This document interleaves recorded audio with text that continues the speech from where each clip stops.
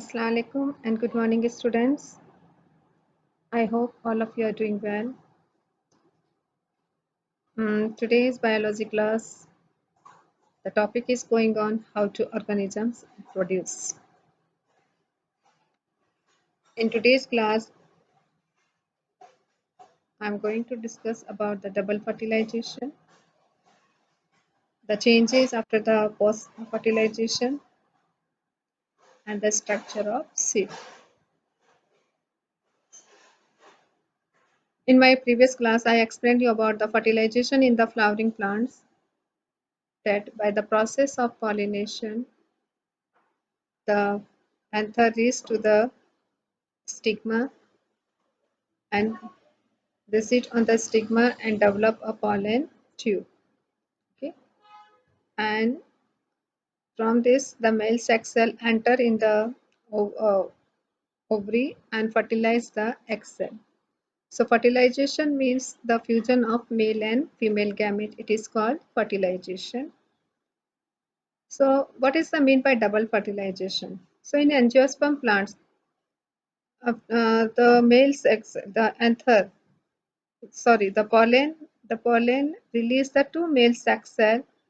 Okay, out of them two, the one male sex cell fertilize the egg cell.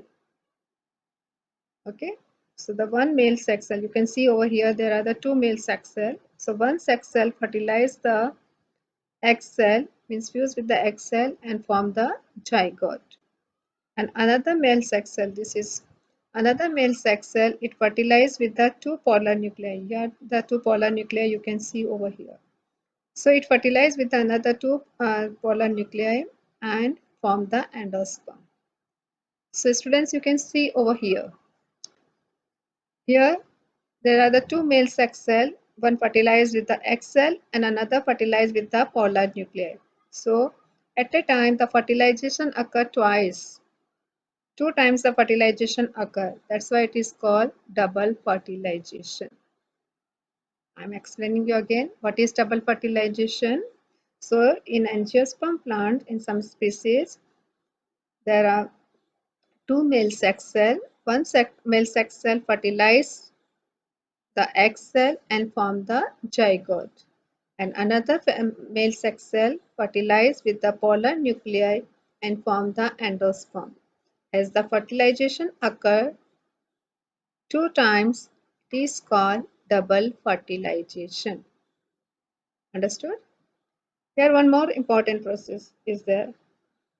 That you can see over here, like these are the two polar nuclei and this is one male sex cell. So one male sex cell fertilized with the two polar nuclei. So here totally three cells are there. Clear? So one male sex cell fertilized with the two polar nuclei. It is also known as triple fusion. Okay.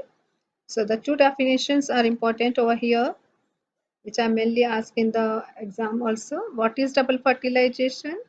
So in the flowering plant, two out of two male sex cell, one male sex cell fertilize with the egg and form the zygote, and another male sex cell fertilize with the two polar nuclei and form the endosperm. As fertilization occur twice, means two times, it is called double fertilization. And another definition is what is triple fusion? One male sex cell fertilized with the two polar nuclei. If the three cells fuse, it is called triple fusion. Clear, students? Now, what the changes take place after the fertilization? After the fertilization, look, first you should know about the structure of the female reproductive part. There is ovary, and ovary contains ovule, and ovule contains the egg cell. Yes. So here after fertilization, first all the remaining parts of the flower it discard. Then the ovary converts into the fruit. The ovule converts into the seed and the zygote which is the result of the male and female sex cell. The zygote converts into the embryo. Clear? Embryo means the baby plant. So after fertilization, ovary converts into fruit, ovule converts into the seed, and the zygote converts into the embryo. You can see over here. Okay. So if you are eating any fruit, you are eating the ovary of that flower. Understood?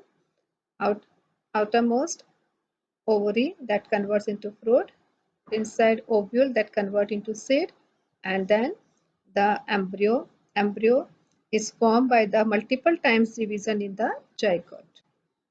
Okay. Now what does an embryo contain? What happens to the seed?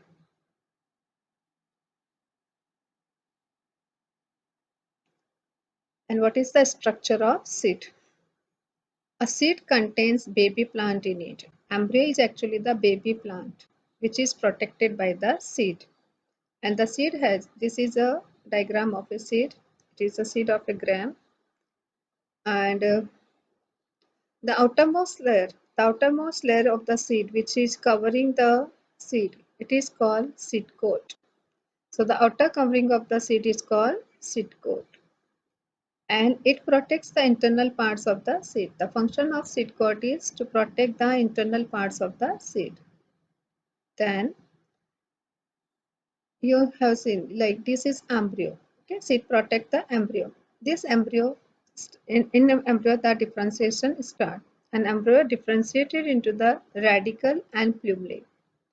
Radicle is the, you have seen when the seed starts germinating, you have seen the white color structures are coming out. Okay, that white structures are radicle and plumule. So radicle grows into the root and plumule grows into the shoot. This is a clear diagram is there, and you can see here the cotyledon. Cotyledons are also known as seed leaves. Okay, then plumule which grow into the future shoot, and the radicle which grow into the future root. Now, what are the different parts of the seed and what is their function? As I had shown you the cotyledons. Cotyledons are also known as seed leaves, and the main function of cotyledons is it provides the nourishment to the embryo. For the development of embryo, the nutrition supply is provided by the cotyledons. Then you have seen the plumule. Plumule, this grows into the future shoot, and radicle grows into the future root. Then there is hilum also. Hilum, small part, and it remains attached to the stalk. Then in seed you have observed there is a small opening. A minute opening is there. This minute opening helps in absorbing the water at the time of germination. For the germination of the seed, a very important thing is required. Look, germination of seed require the air, water. Yes. So for the germination of seed, the water should enter into the seed, and this is entered through the micropyle. Clear? So the micropyle is a small opening, and it helps in the absorbing the water at the time of germination.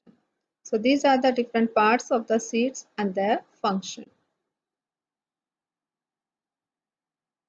Now one more important thing, the terms. The terms you should know about when you are studying the seed, the dicot and monocot. What is the mean by dicot and monocot? Dicot means the seed which has the two cotyledons, and monocot are the seed which has one cotyledon. A simple example I want to give. If you have seen the rice, if you have seen the wheat, they are having only one seed leaf, one cotyledon. You cannot open it. But if you will go through the mung, or if you will go through the gram, or you will see the mustard, they are having the two cotyledon. You can open it. So two seed leaves you can see. Understood? So the seeds which has only one cotyledon, it is called monocot. And the seed leaves which have two cotyledon, they are called dicot. Okay. Then the parallel venation. The dicot seed, when from without looking at the seed, with looking at their uh, leaves also we can say that this plant is monocot or dicot. How? If the venation in the leaves, if the venation is parallel, okay, then they are having the monocot seed. And if the parallel venation is reticulate, then they are having the dicot seed. Yeah. Looking at the root, if the root is fibrous, means there is no main root, all the root start from the one point. If the fibrous root is there, then the seed will be monocot. If the taproot is there, then the seed will be dicot. I think students, the differentiation between monocot and dicot is also clear. Monocot which has only one cotyledon and dicot which has the two cotyledon. Clear? So in today's class, until now, in the topic, I have completed the sexual reproduction in the plants. Till the flowering plants, we have completed the sexual reproduction. And sexual reproduction in plants start by the pollination. By the process of pollination, the pollens reach to the stigma of the flower and develop the pollen tube and release the male sex cell. This sex cell reaches to the